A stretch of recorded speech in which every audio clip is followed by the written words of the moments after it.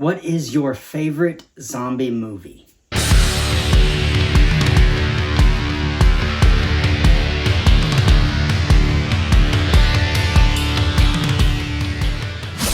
Welcome back to WWH. My name is Andrew Dreamer, and today's entree is human. We're going to be looking at Night of the Living Dead. Zombie movies have been around since the 1930s, but gained a lot more mainstream attention with the release of this film. This is also considered to be the birth of the modern zombie. Much of what we know as traits of zombies originated here. Night of the Living Dead was released in 1968 and was directed by George A. Romero, who also co-wrote the film along with John Russo.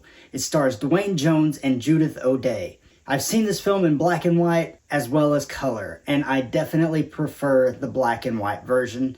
It just fits the tone of the film better in my opinion. And even if you've never seen the movie, you've at least seen parts of it. Because it was public domain for a very long time, so a ton of movies use scenes from the film when characters were watching TV. With all of that out of the way, let's head down to the ring and bite into the plot. The film opens with siblings Johnny and Barbara driving through Pennsylvania to visit their father's grave. After they arrive, a pale man in a tattered suit lumbers towards them as Johnny teases Barbara. They're coming to get you, Barbara. Stop it! You're ignorant. They're coming for you, Barbara. The man attacks and kills Johnny while Barbara flees the area. She eventually comes to an isolated farmhouse where she finds the owners half-eaten inside on the stairs. A growing horde of zombies... The Z word, don't say it. Alright, a growing horde of ghouls begins forming around the house as a stranger named Ben shows up. He initially thinks that Barbara is the owner of the house, but dispatches a few of their attackers before beginning to board up the house.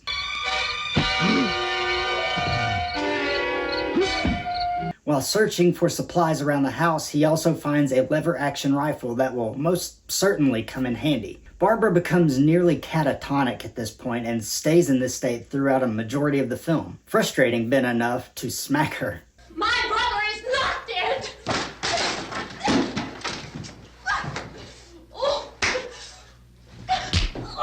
They then also discover that several more people are already hiding in the cellar. Harry and his wife Helen, along with their daughter Karen, hid when the hungry monsters flipped over their car. In the chaos, Karen was bitten on the arm and is now severely ill.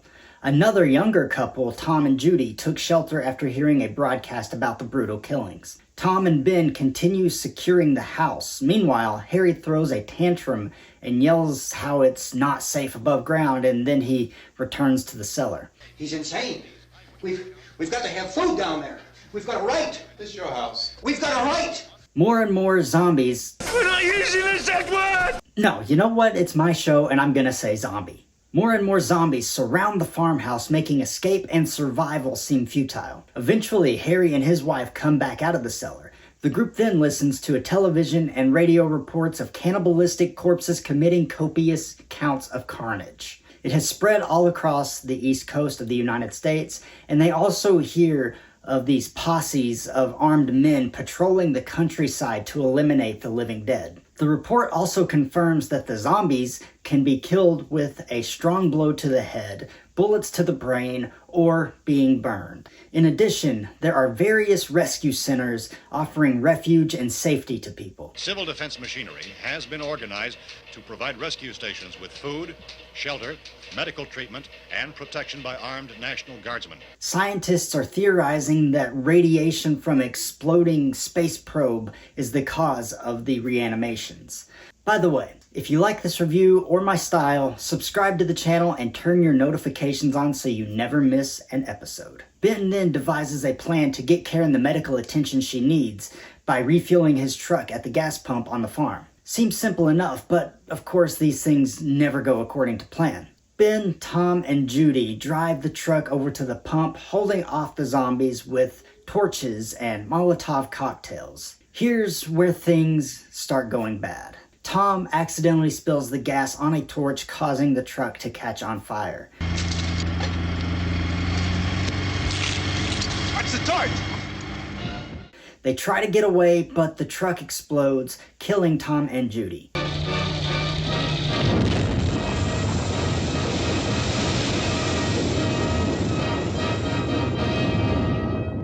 Ben is forced to retreat to the house, but he has to kick the door in when Harry refuses to open it for him. Once they get it boarded up again, Ben unloads a barrage of punches on Harry and says that he should feed him to the zombies.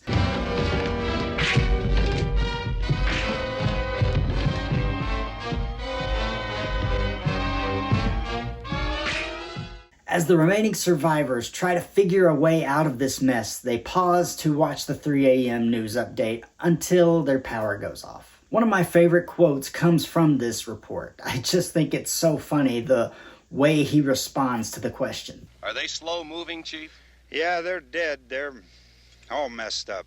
The zombies soon start breaking through the barricades of the now dark home. In the chaos, Harry grabs the gun and points it at Ben, who disarms him quickly with a board before shooting him.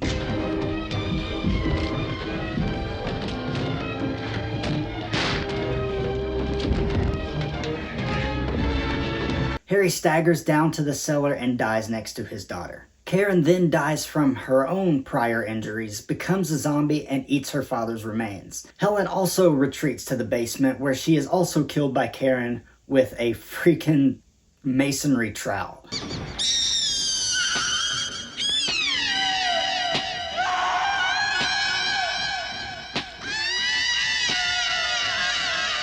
Back upstairs, Barbara tries to help Ben keep the horde out, but a reanimated Johnny appears and drags her away after she freaks out.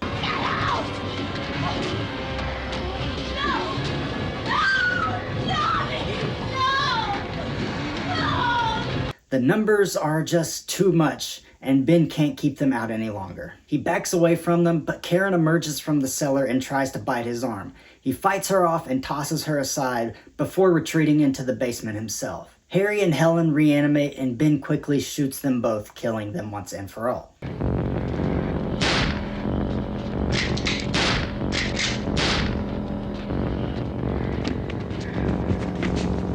The next morning, one of the posse shows up to dispatch of the remaining zombies, waking Ben with all of the gunfire and sirens. He emerges from the cellar cautiously with his gun in hand and approaches the window to see what's going on. Outside, the armed men are still searching for more of the undead. One of them notices Ben moving in the window from afar and is given orders to shoot. He raises his weapon and shoots Ben in the head, killing our last survivor in what, to me, is probably one of the most shocking moments in film history. All right, Vince, hit him in the head, right between the eyes.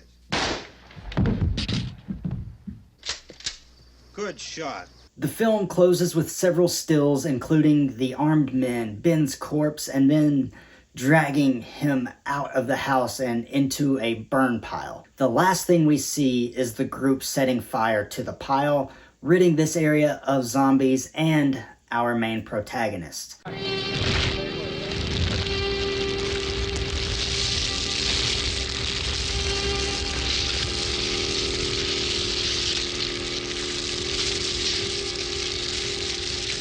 The images we see here are very haunting because they just seem so real. They definitely will stick with you. This classic film was remade in 1990 with Tony Todd playing the role of Ben. That version of the film was directed by the legendary Tom Savini, who shows that he's not just a makeup artist.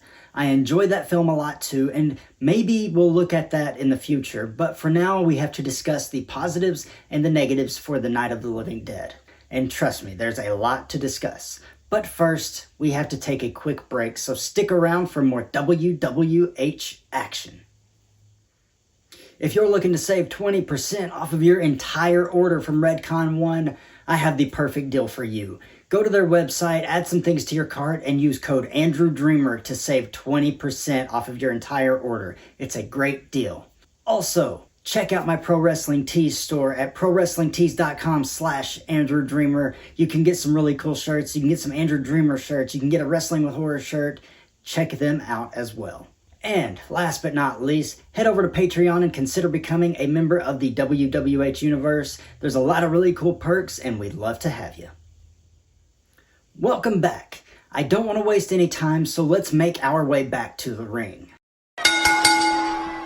When discussing Night of the Living Dead, you can't ignore the cultural and societal impacts that this film had, intentional or not. This was the first horror film to cast an African American actor as the hero or lead protagonist.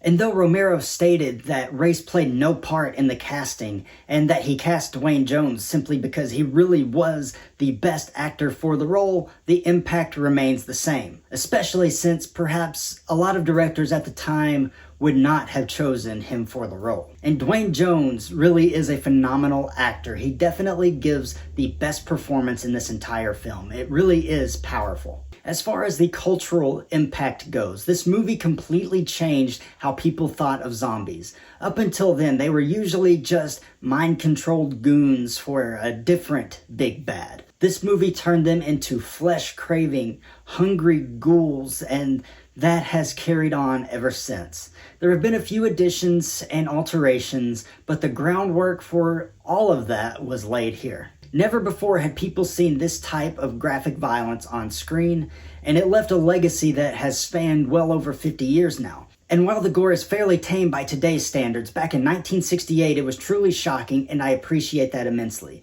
Something else, and I think this often gets looked over, is that this movie isn't really about the zombies and what they're doing. It's about how we, as humans, react to these situations and how they affect our psyche. We see several characters slip deeper into madness. Barbara becomes utterly useless for a while because she's in shock. Harry is so scared that he won't open the door for Ben and even tries to kill him later on. He acts tough, which is what a lot of people would do, but really he's just as scared as everyone else. Alright, let's switch over to the negatives now. There is a lot of downtime in this movie. Once they're all inside the house, things move kind of slow until they decide to go for the gas.